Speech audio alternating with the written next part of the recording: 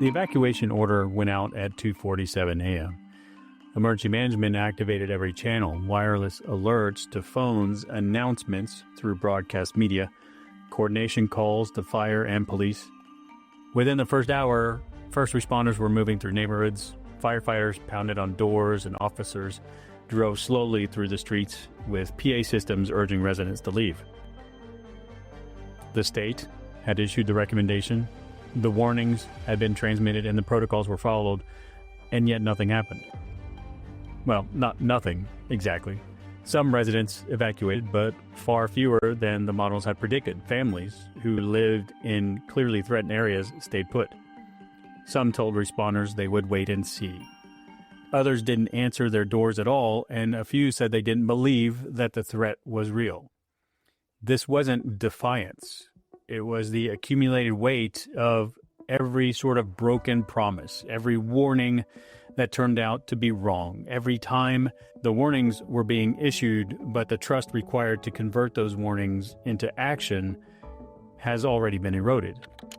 So the fire service can knock on every door, the police can broadcast through every street, emergency managers can activate every alert and system available. None of it matters if people receiving those warnings don't believe the source. Hi, everyone, and welcome to the Crisis Lab podcast. I'm Kyle, and I'll be your host. Our focus this year at Crisis Lab is understanding the dynamics behind how communities effectively manage complex crises.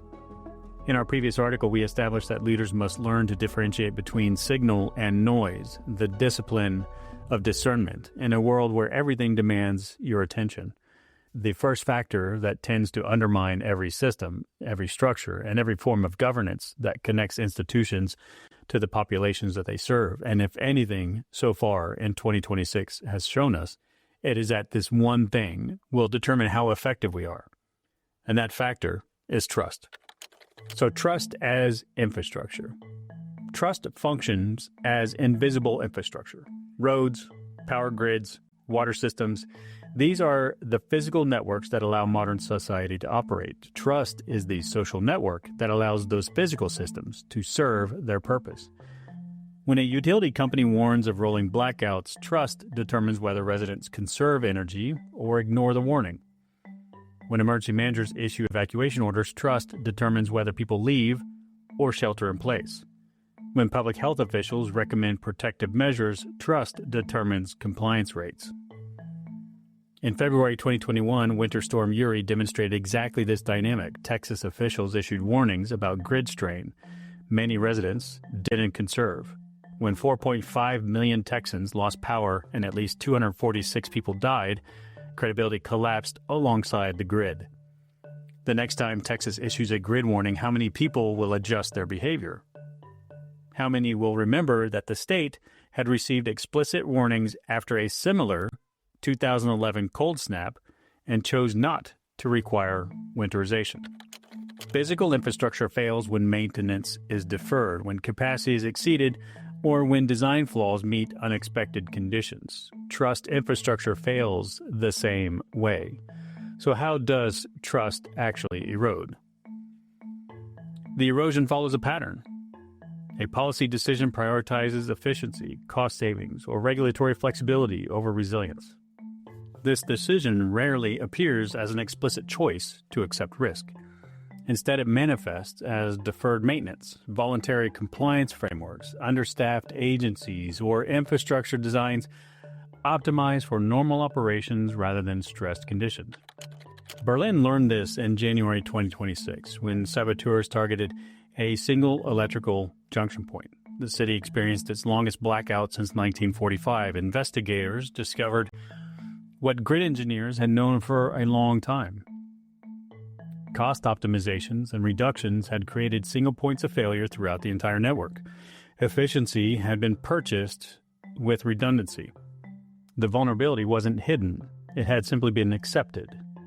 Warning signs emerge. Experts raise concerns. Reports identify vulnerabilities. Sometimes these warnings reach decision makers. They circulate within technical communities and professional associations, while institutional structures fail to really translate them into action. That same month in Spain, a train collision killed 43 people. Union representatives had raised concerns about track conditions before the crash. The investigation continues, but the pattern is fairly familiar.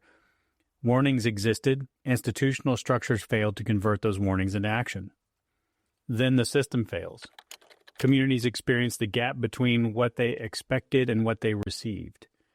And this erosion isn't limited to specific institutions that failed. It cascades downward. When federal agencies fail, state institutions inherit this skepticism. When state institutions fail, local trust erodes. Eventually, the first responder at your door during an evacuation is met with doubt, not because of anything they did, but because of the accumulated policy failures above them. In Hawaii, this cascade played out across years. In January 2018, a false ballistic missile alert sent residents scrambling for shelter for 38 terrifying minutes. The cause was mundane: poor user interface design and inadequate process controls. The trust damage was not. 5 years later, when wildfire swept through Lahaina, outdoor warning sirens stayed silent. Officials explained the sirens might have sent people toward the flames, but community surveys told a different story. After the missile alert, many Hawaiians had stopped trusting the warning systems entirely. The systems that might have saved lives had been undermined years before the fire actually began. And this is a widening gap. So modern crises don't respect the boundaries we've drawn around them. A cyber attack cascades into infrastructure failure. Infrastructure failure cascades into public health crises, and public health crises cascades into economic disruption. In April 2025, cascading power failures swept across Spain and Portugal, moving faster than institutions could coordinate the response. The interconnected grid designed to provide resilience instead transmitted failure across borders. Each domain had its own response protocols, its own agencies, its own chains of command, and its own decision-making processes, and none were designed for the moment when all of these plans collided simultaneously. So this is the complexity and response gap, that crises now move at system speeds while institutions still operate at human speed. Trust erosion widens this gap even further. Communities facing compound crises require rapid, coordinated response, but when trust has been depleted or degraded, communities don't follow guidance. They don't evacuate when they're told. They don't seek help when it's available.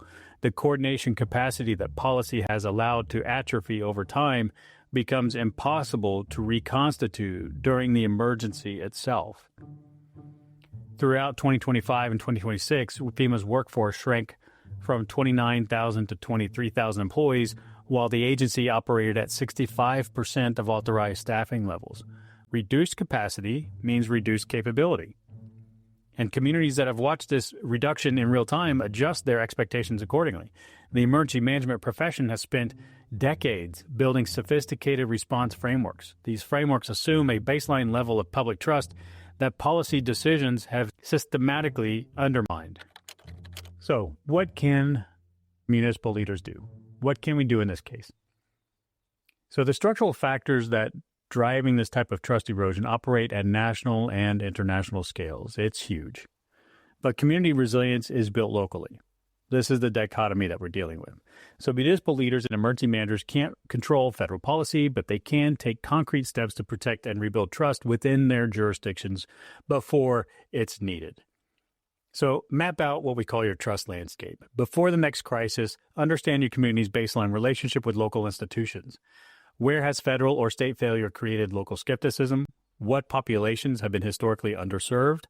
What previous incidents have shaped how your community perceives emergency management and response agencies?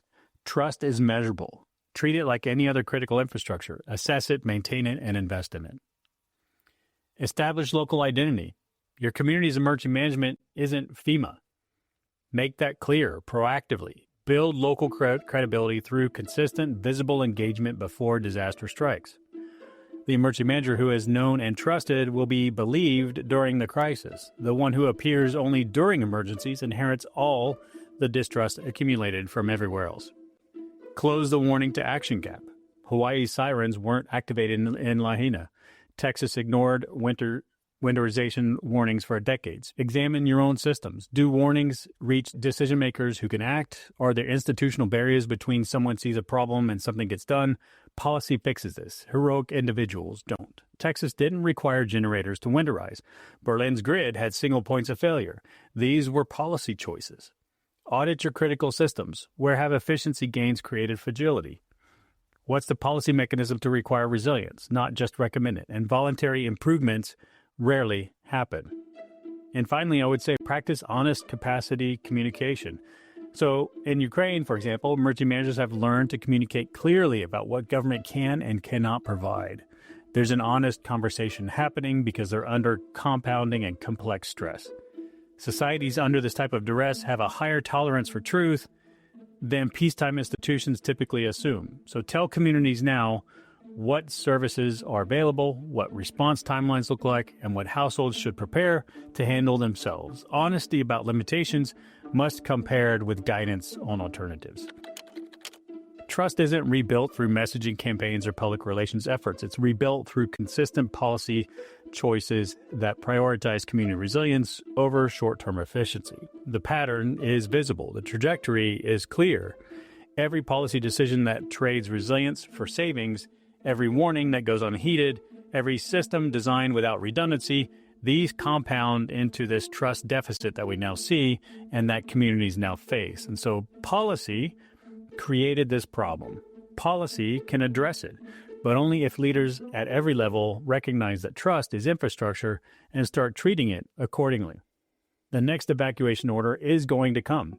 The warnings will go out, and first responders will be at doors knocking on them once again. The question is whether anyone will believe them. That outcome isn't determined during the emergency. It's determined by the choices that we're making now. Thanks for listening to the Crisis Lab podcast. And again, this article is part of our ongoing series and examination of structural factors that are affecting community resilience. Subscribe to the Crisis Lab newsletter at news.crisislab.io and to join in the conversation. And if you're a senior professional looking for that peer community to have these types of discussions that we talked about, then go check out the forum. And so that's over at crisislab.io. And until next time, stay safe and we'll be in touch.